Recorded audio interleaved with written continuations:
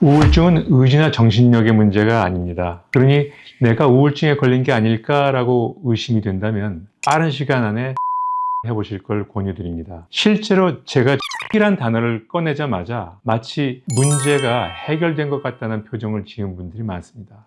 안녕하세요. 30년차 정신건강의학과 전문의 유상우입니다. 감정뿐만 아니라 신체 기능, 인지 기능을 포함한 뇌의 전반적인 기능이 떨어진다는 이야기죠. 그래서 증상이 다양하게 나타나는데 우울감이나 슬픔, 의욕 저하와 신체 증상으로는 쉽게 피로감을 느끼고 무기력하고 주의 집중력이나 기억력 저하, 우울증은 우울감 같은 감정뿐만이 아니라 신체와 행동, 인지 기능, 일상생활 전반에 큰 영향을 미칩니다.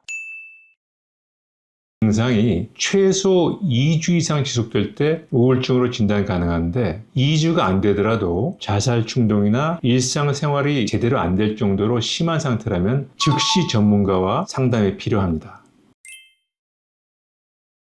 정신력이나 의지 문제로 치부하지 말아야 됩니다. 긍정적으로 생각해, 마음먹기에 달렸어. 이런 이야기는 우울증 환자에게는 전혀 귀에 들어오지 않는 이야기입니다. 어설픈 공감도 하지 말아야 됩니다. 누구나 우울할 때 있잖아. 나도 그럴 때 있었어요. 이런 이야기는 정상적인 우울감과 우울증을 구별하지 못해서 하는 이야기입니다. 우울증에서 나타나는 병적 우울감은 일반적으로 주변 사람들이 공감을 할 수 없는 감정이 우울증에서 나타나는 생활 패턴 중 한 가지는 일상생활이 세로 생활에서 가로 생활로 변하게 됩니다. 이게 어떤 의미냐? 세로 생활, 주로 일어나서 활동하던 시간이 가로 생활, 활동이 줄어들고 누워있는 시간이 많아진다는 의미입니다.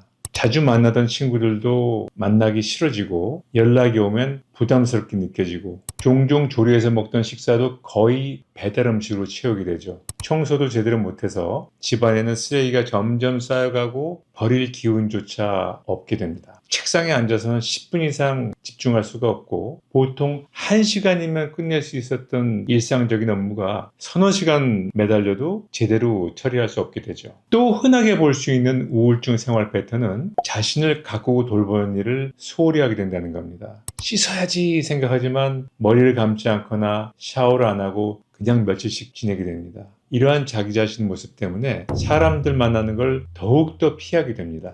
잠을 이루기 어렵고 중간에 자꾸 깨서 항상 피곤하고 졸린 사람이 있는가 하면 정반대로 잠이 너무 많아져서 하루에 12시간 이상을 자도 잔 것 같지가 않고 내내 무기력감을 느끼기도 합니다.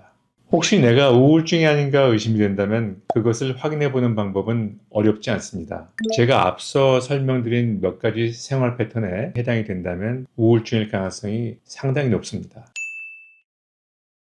우울증은 의지나 정신력의 문제가 아닙니다. 그러니 내가 우울증에 걸린 게 아닐까라고 의심이 된다면 가능한 한 빠른 시간 안에 전문의와 상담해 보실 걸 권유드립니다. 우울증의 치료 방법으로는 여러 가지가 있지만 임상 현장에서 가장 널리 쓰이는 약물 치료와 그리고 비약물적인 치료법으로 TMS, 경독의 자기자극수라고 하죠. 그리고 인지치료로 요약해 볼 수가 있겠습니다.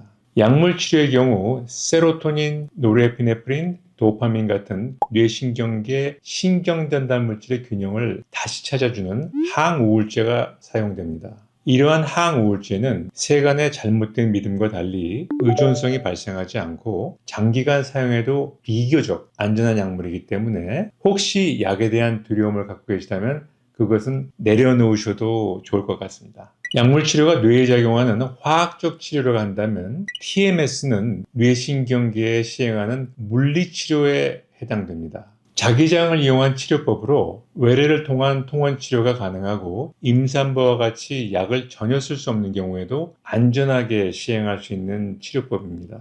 2008년도에는 미국 FDA 승인을 받았고 현재는 선진국뿐만이 아니라 한국의 대학병원에서도 널리 시행되고 있는 아주 안전한 우울증 치료 방법입니다.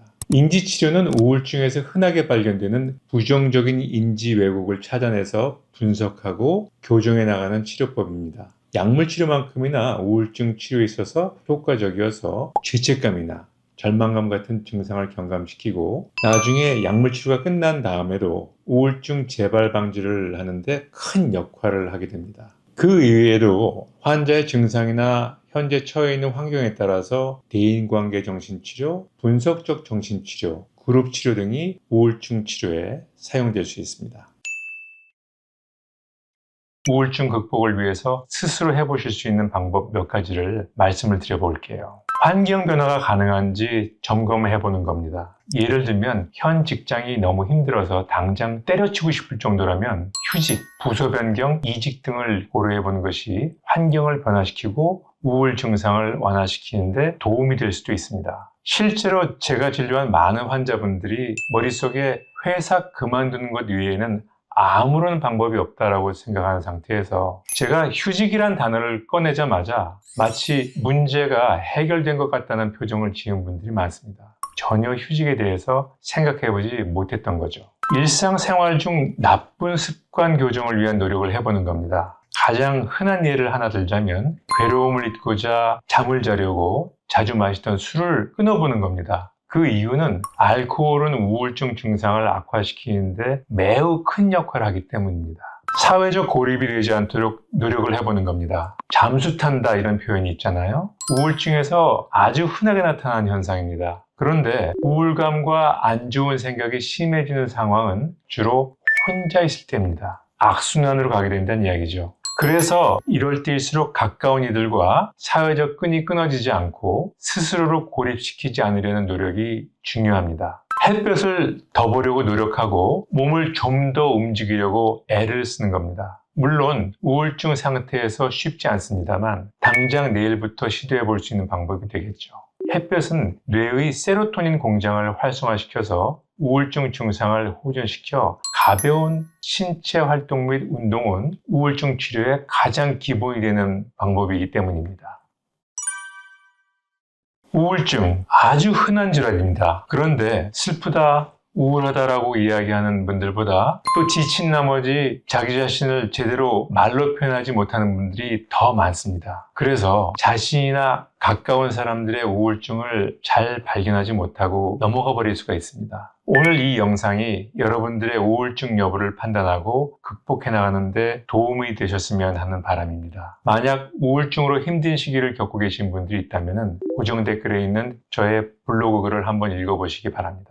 비슷한 상황을 겪고 계신 분이 계시다면 댓글로 경험을 나눠주셔도 좋을 것 같습니다. 영상이 도움이 되셨다면 구독, 좋아요 부탁드리겠고요. 오늘도 여러분들의 평안한 하루를 기원합니다. 닥터유의 마음쉼터 유상원장이었습니다.